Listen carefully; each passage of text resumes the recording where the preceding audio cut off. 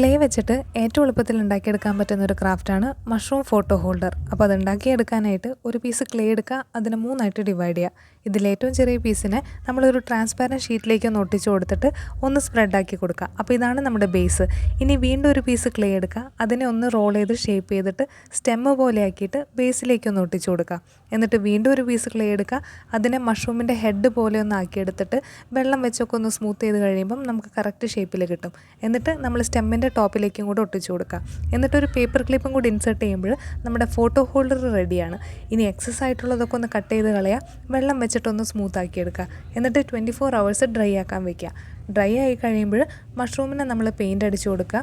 Paint നന്നായിട്ട് dry ആയി കഴിഞ്ഞതിന് ശേഷം ട്രാൻസ്പാരൻ്റ് ആയിട്ടുള്ള നെയിൽ പോളിഷാണ് ഞാൻ പ്രിഫർ ചെയ്യുന്നത്. പക്ഷേ എൻ്റെ കയ്യിൽ ബേസ് കോട്ട് ഉണ്ടായുള്ളൂ, അപ്പോൾ ഞാനതാണ് അടിച്ചു കൊടുത്തത്. അപ്പോൾ അത്രയേ ഉള്ളൂ കാര്യം. അപ്പോൾ വീഡിയോ ഇഷ്ടപ്പെട്ടെങ്കിൽ ലൈക്ക് ചെയ്യാനും ചാനൽ സബ്സ്ക്രൈബ് ചെയ്യാനും മറക്കണ്ട.